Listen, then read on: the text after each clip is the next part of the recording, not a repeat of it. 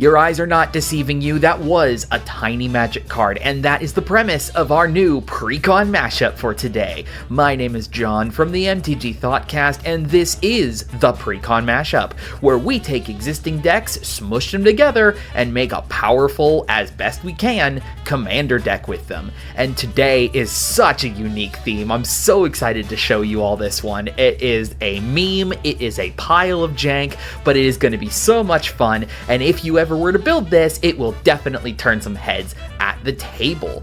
Today's deck we are calling Min-Max Attacks, based on the whole joke of what this deck is going to be, which is world's smallest duel decks. So there's a toy company called Super Impulse who has been on the market of world's smallest. They are reproductions of very popular pop culture icon toys and games, and creating them as real miniature versions. You've probably seen these floating around in stuff like Walmart and dollar stores and things like that, and for a few number of years they created duel decks. These are an old retired Magic product. They are two 60-card constructed decks that are meant to battle against one another. They did them for a very long amount of time, made several anthology kits of the regular size ones, but in the purposes for our videos for today, we're going to be taking these world's smallest ones, which are miniature reproductions of the actual cards that were used in those duel decks, which makes them approximately this size. They are about finger length, more or less, and they have a sort of like weird glossy finish to the backsides. Like obviously you can tell they're not made on the same card stock that regular Magic cards are made from. However, they are still playable. They have a Magic back, they have all the text and print on the front side, nothing was spared for size or anything like that, just it's all miniaturized. And that's going to be the whole joke of this deck. Because they made enough of these world's smallest duel decks, there is, for lack of a better term, a card pool that we can pull from to be able to create a full commander deck from.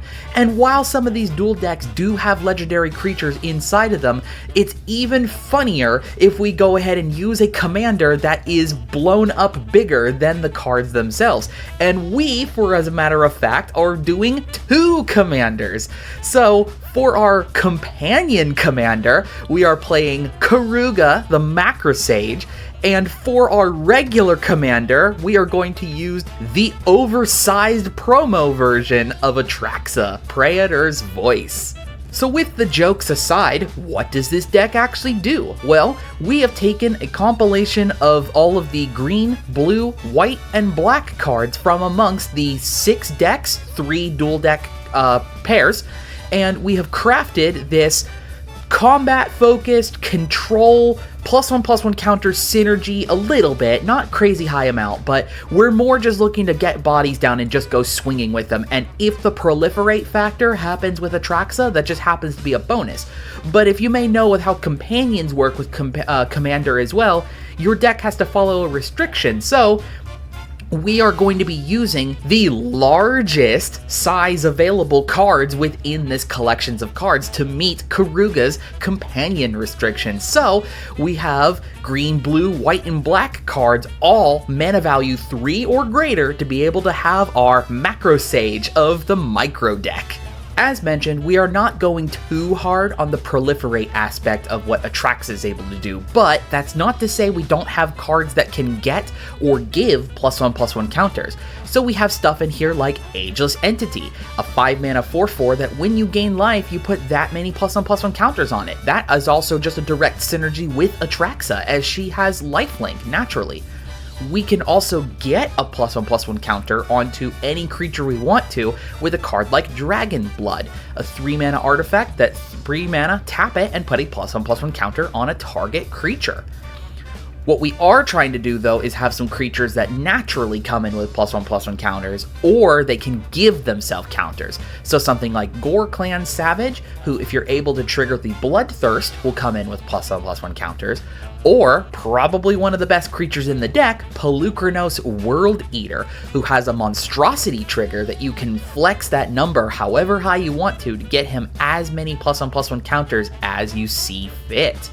And what then are some of the other creatures that we're looking to get +1/+1 counters onto? Well, that's going to be the rest of the collection of general fighting or combat-centered related creatures.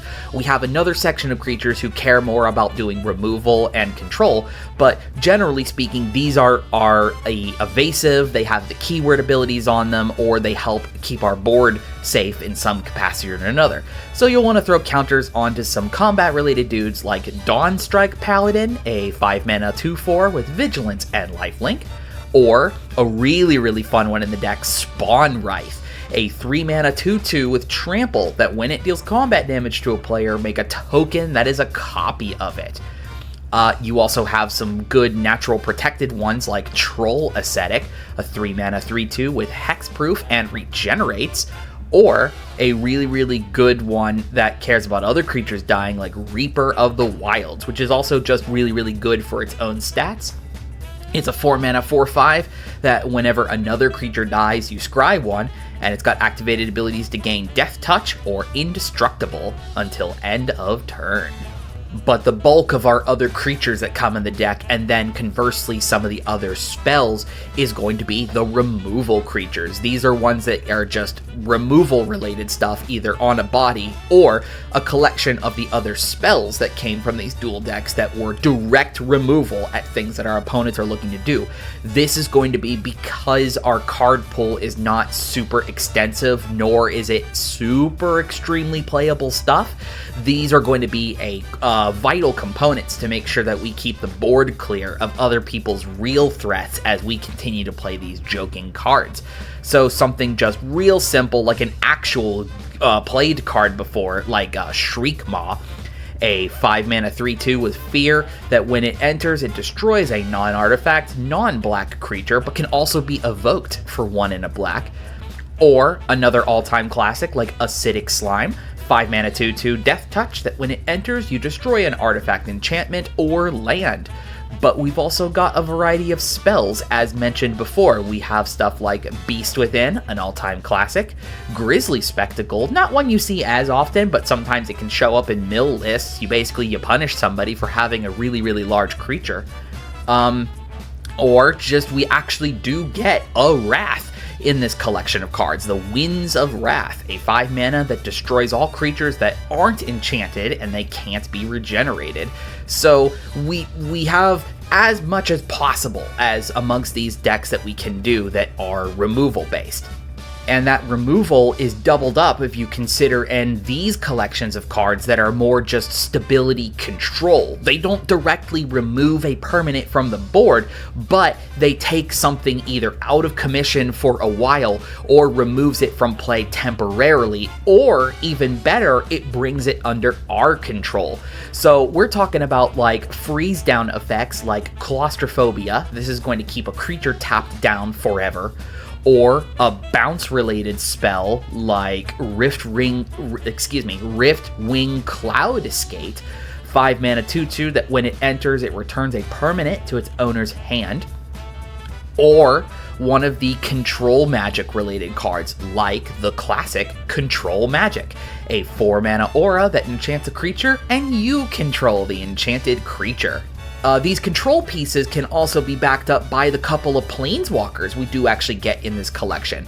The Ajani versus Nicol Bolas one, unfortunately, both of those were outside of the colors that were outside of this Commander collection. However, the Jace versus Vraska dual deck, which is one of the two sets that was available as part of this, both of them, their planeswalker cards are able to be in our 99, or 98, I guess I should say.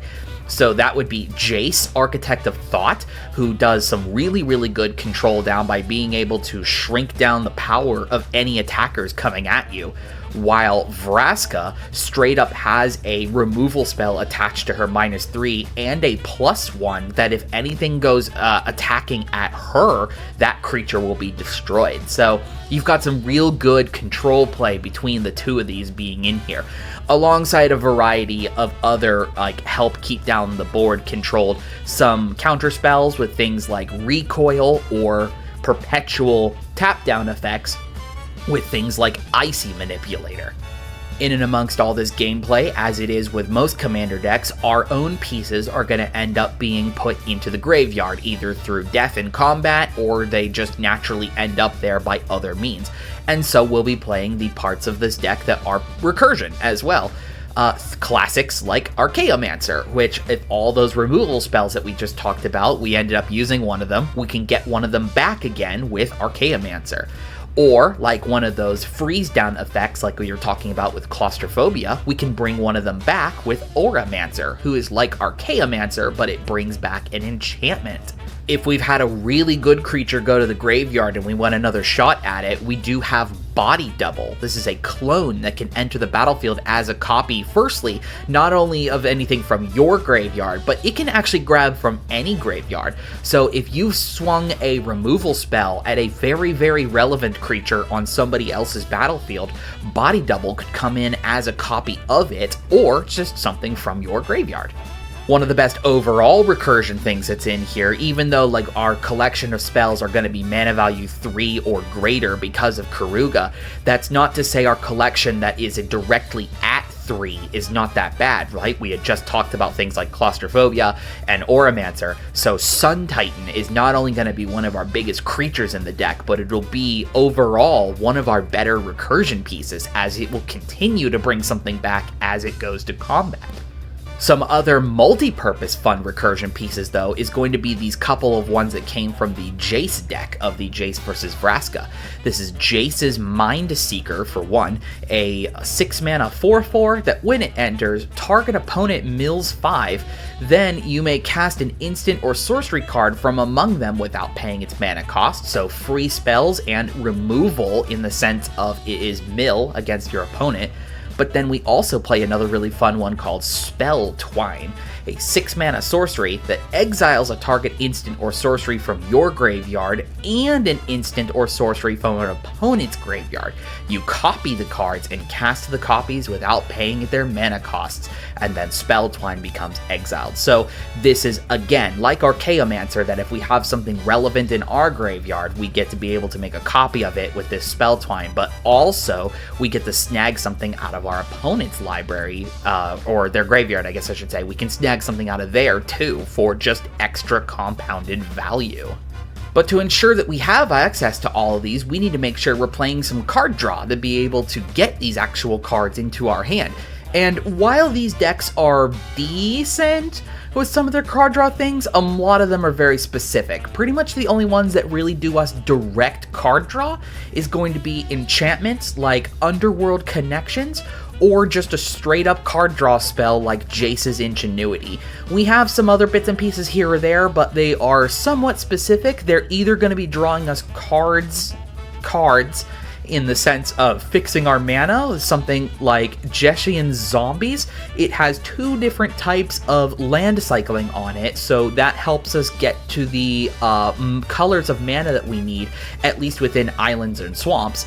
Or we have something like Lead the Stampede. While it's going to end up whiffing on some collections of cards, however many creatures it finds, though, we can put those into our hands. And we do have, most of this deck is creatures, because that's pretty much all that these dual decks mostly came with. So a card like this is going to make some misses every once in a while, but something like this should draw you at least 2-ish cards every time you play it. But one of the most fun ones we do have in here is an all-time classic, Future Sight, a 5-mana enchantment that you play with the top card of your library revealed, and you can play the top card of your library. So if it's a land on there, that's your land drop for the turn, and if you can just keep a stream of spells going off the top of your library, Future Sight, in a weird kind of way, is card draw, in the sense of it gives the top of your library as an extra card in your hand. And that, for the most part, wraps up all the bulk of spells. The remainder of the list is 37 lands to make sure that we have enough to be able to do our strategies. And since these dual decks did not come with tons of ramp, we always want to make sure that we have access to land drops mostly every turn, and specifically the colors that we are looking to do. As far as fixing, we don't have tons available to us. There's like a Guild Gate, there's a Gain Life land, the old ones, not the cons ones. The most notable ones we've got is going to be Dread Statuary. It is a man land in the sense of for 4 mana, it can become a 4/2 golem artifact creature until end of turn, so that's useful on an empty board. Halimar Depths, while not fixing, does help us fix up the top of our library, so if it's a land we can get down early, we can kind of set up what's coming in the future. That's very useful. And the best combat-related land, Rogue's Passage. It has a 4-mana ability that a target creature can't be blocked. Sometimes that's just all you need to close out a game, especially when we have a commander like Atraxa, who can naturally get herself bigger as a +1/+1 counter is put on her. Commander damage could, in fact, be a way that you close out a game with this deck. And this, my friends, is the wonderful meme of min-max attacks. Play your tiny little combat threats, swing them in with +1/+1 counters and combat-related abilities, slam down your oversized Atraxa, and then anytime you're ready to refill, get Karuga, play Karuga, draw a fresh new hand. It's honestly, it's very, very fun. It's just casual enough that I feel like if you were to put this down at anybody who has also been doing like constructed from their own kitchen top magic, this is going to be quite a blast to be able to see. They're gonna just be like wondering why you have done this in such a way with the tiny cards. And to be fair, I've done this in really, really hard mode with being able to have Karuga as a companion here. We have not even touched about the variety of other really, really good cards that do come within the collection of the Duel decks that cost less than 3. So this is a genuine, like, if you are interested to try something like this, you don't have to do the Karuga as the companion. I wanted to do it because I thought it was going to be funny, but these collection of Duel deck cards, there are some legitimately really good commander cards that were printed in them before, and if you want to try the meme of being able to go and grab these miniature Duel decks and make yourself world's smallest commander with any of your favorite legendary creatures at the helm, it is genuinely kind of fun to work with the restrictions that are given to you here within these decks. But for what we've got here, this idea of the tiniest big boys you've ever seen on the battlefield is just phenomenal. It's a treat, and it is such an eye-turner and a conversation starter anytime you bring this out at the table with your friends. Thank you so much for watching this PreCon Mash-Up. My name is John from the MTG Thoughtcast.